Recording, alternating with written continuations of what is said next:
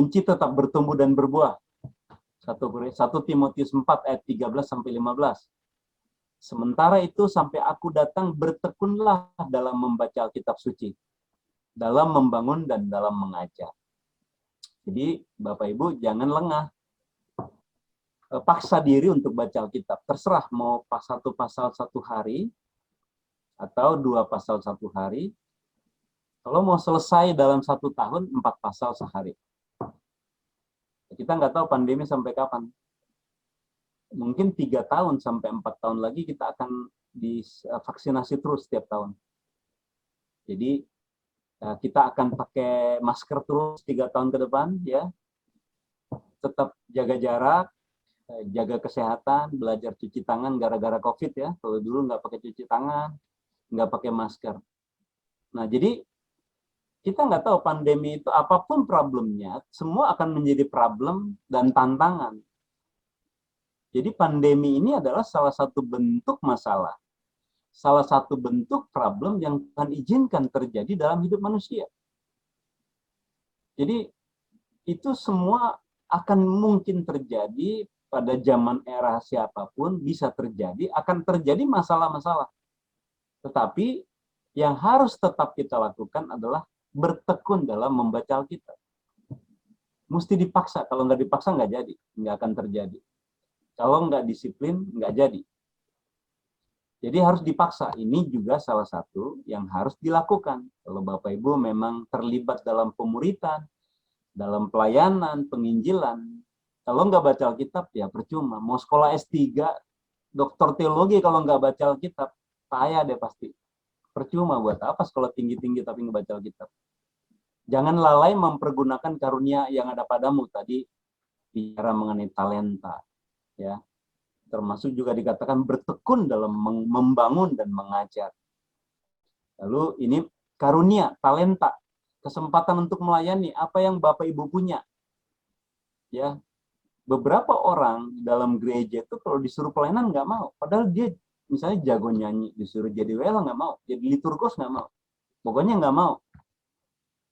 Satu kali ada seorang ibu, bukan di gereja saya sih, ya, waktu pulang salaman, ibu itu bilang, Pak Pendeta, jangan taruh nama saya di warta untuk pelayanan apapun. Ya, ya siap Bu. Ya, kalau pendeta kan harus tetap melayani dengan baik. Beberapa waktu kemudian dia stroke. Akhirnya berobat beberapa bulan, duduk di kursi roda. Lalu kebaktian lagi dengan kursi roda. Itu dia bilang, Pak Pendeta, saya pelayanan apapun boleh deh. Sekarang tapi udah duduk di kursi roda. Gimana mau pelayanan coba?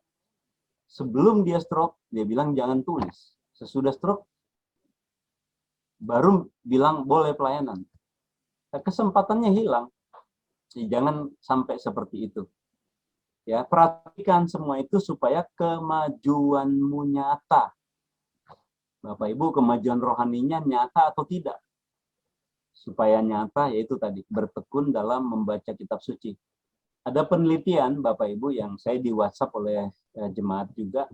Orang yang baca Alkitab itu mengalami damai sejahtera, mengalami sukacita. Stresnya berkurang. Bahkan dia mampu menghadapi masalahnya secara tanpa disengaja.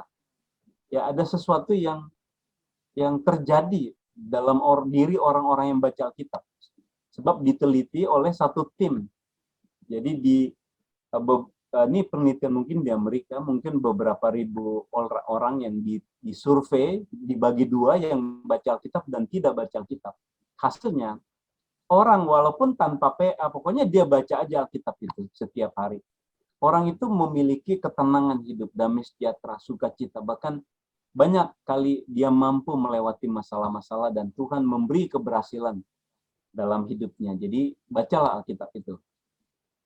Oke, tanda kedewasaan hidup itu tadi seperti tertulis dalam Efesus 5 ayat 8 dan 9. Jangan lupa keadilan, ya, kebaikan, harus berbuah kebaikan, keadilan, dan kasih. Nah, berkaitan dengan pemuritan dan penginjilan. Ya, personal growth ini harus ada. Doa pribadi itu harus dipacu. baca Alkitab secara pribadi harus teratur. Jadi kalau Bapak Ibu memang terlibat dalam pemuritan, nggak bisa tidak, harus berdoa, banyak berdoa, harus baca Alkitab, harus tetap komitmen beribadah. Ya, harus memiliki semangat yang tinggi untuk semua ini. Barulah bisa masuk ke dalam pemuritan.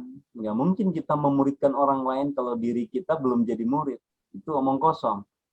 Nanti hanya religius saja. Hanya kegiatan agama, kegiatan pelayanan, tetapi nggak rohani. Karena diri sendiri belum bertumbuh. Jadi harus memacu diri. Baru juga bisa memenangkan jiwa. Jadi mengajar, memberi pertumbuhan. Ya, jadi prosesnya itu dari diri sendiri harus dipacu, harus komitmen tinggi, harus memaksa diri. Kalau enggak bisa. Itu harus. Ibrani 10 ayat 23, marilah kita teguh berpegang pada pengakuan tentang pengharapan kita. Bicara mengenai iman kepada Allah, kepada firman Tuhan, kepada Kristus, ya tadi pusat hidup kita. Sebab Dia yang menjanjikannya setia. Allah itu setia. Maka kita harus setia kepada Allah dan berpegang dengan confident kepada janji-janji Allah. Dan marilah kita saling memperhatikan supaya kita saling mendorong dalam kasih dan dalam pekerjaan baik. Jadi harus banyak mendoakan orang lain. Ya, terutama di persekutuan doa profesional kebayoran ini harus saling mendoakan setiap hari. Harus doakan ya. Siapa yang sedang butuh didoakan, didoakan. Ya. Walaupun tidak sedang kelihatan bermasalah, harus didoakan. Sebab setan itu tidak berhenti mau menjatuhkan kita semua. Ya, dia senang kalau ada anggota persekutuan ini yang jatuh bermasalah, yang nggak bertumbuh rohaninya, maka harus saling berdoa. Nah, ini pengharapan di masa pandemi. Ya, kita bandingkan coronavirus dengan kabar baik dalam Kristus. Kalau pandemi itu kan kabar buruk, merusak, menciptakan atau mengakibatkan ketakutan, membuat kita lemah, menciptakan chaos, kekacauan. Juga banyak orang meninggal ya karena COVID ini. Tetapi COVID ini kan temporary saja, ya mungkin bisa sampai 3 tahun sampai 4 tahun situasi baru betul-betul bersih. Lalu juga memisahkan kita, separate us. Jadi ya kita nggak boleh dekat-dekat, nggak boleh kumpul-kumpul, ya. Lalu juga pasti ini kontaminasi, ya. Menular ke orang, menularkan tapi nularnya yang jelek gitu.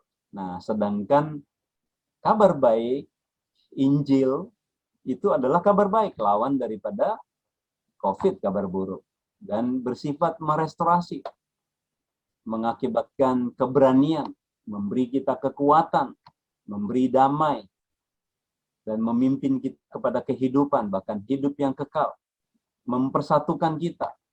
Ya, tetapi juga harus diberitakan.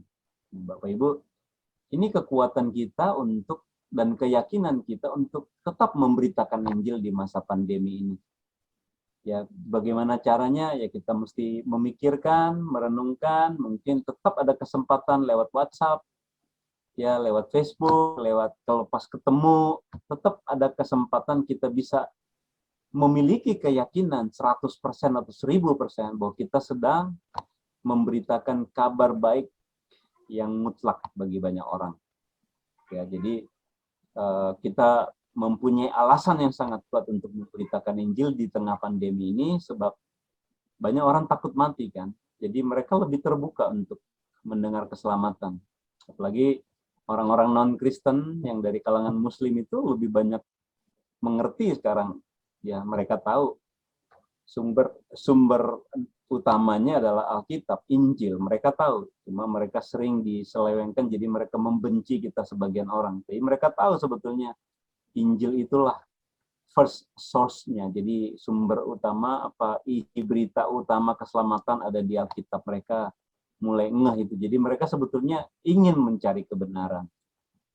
Nah, jadi sekarang sebagai penutup ya, Bapak Ibu, berubah itu sulit, susah, tapi kita harus memilih, memutuskan, harus mengambil komitmen, ya, goal, motivasi, antusiasme, komitmen itu sudah ada dalam diri kita. Itu yang disebut dengan iman, anugerah, Roh Kudus. Jadi itu harus kita hidupkan.